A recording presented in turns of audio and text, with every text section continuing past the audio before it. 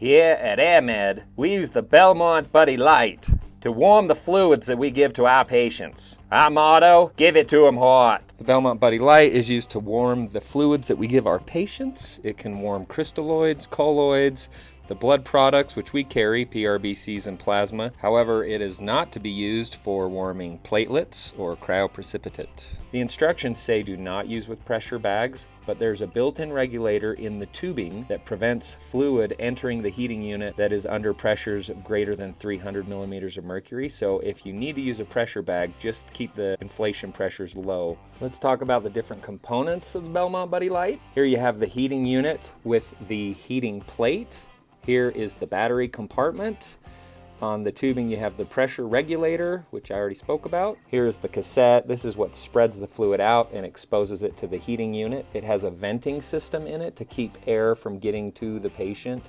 And then you have your sheet clamps to attach it to the patient, or the sheets to keep it close to the body. Here is the battery. You'll notice the tab on the right side. That helps you pull the battery out of the battery compartment. This is the top of the battery. You see the LED indicators. Each one of those blocks represents 20% of a full charge. A fully charged battery should allow you to warm up to 3 liters of fluid from room temperature to the 37 degrees that the body prefers. The BelmontBuddyLite battery charger has an LED indicator down in the bottom left corner that tells you what the charger is doing. If it's green and flashing, it's charging. If it's green and solid, it's fully charged. It takes 2.5 hours to charge a battery from dead to fully charged. Blue flashing and blue solid are dealing with calibration. If it's red and green flashing, the battery needs calibration. And then if it's a red solid light, it's an error. You just remove the battery and put it back in and hope you get a green flashing light.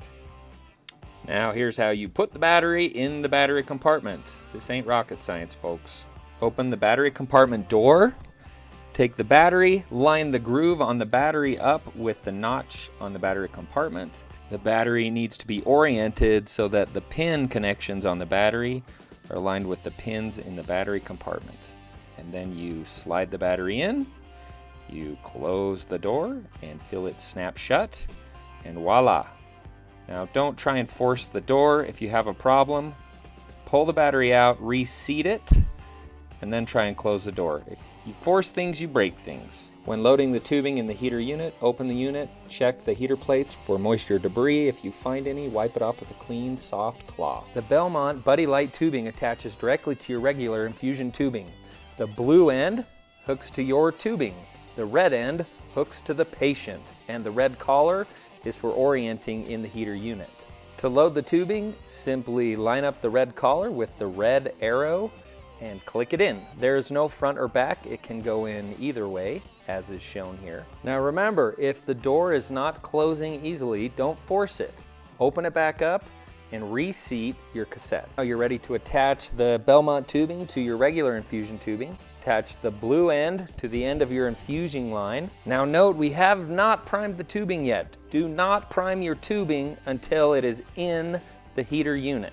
I learned this the hard way, and before I knew it, I had infused my floor with blood. So a quick review. First, load the Belmont tubing in the heater unit. Second, close and latch the door. And finally, prime the system.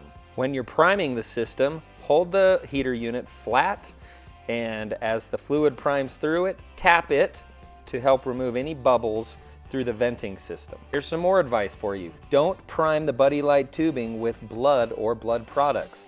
Prime it with normal saline. Blood products make it hard for the cassette to vent air as it's priming. Now that you're all primed, go ahead and attach the Belmont tubing to your patient. Hit the power button on the battery compartment and ensure that the power light comes on. It'll blink a couple times and then remain steady, and now you know you're heating your fluid. If the light doesn't come on, check your battery and make sure that you have a charge. To secure the BelmontBuddyLite, you want to place the system in a horizontal position on a flat surface near the patient. You want to secure the heater unit at or below the insertion site using the bedsheet clamps, and then check to make sure there's no strain on the patient line. Now, if you've done everything right, you should be infusing fluids into your patient at a balmy 38 degrees Celsius. And we're done. How you like them apples? The BelmontBuddyLite system. Give it to 'em hot.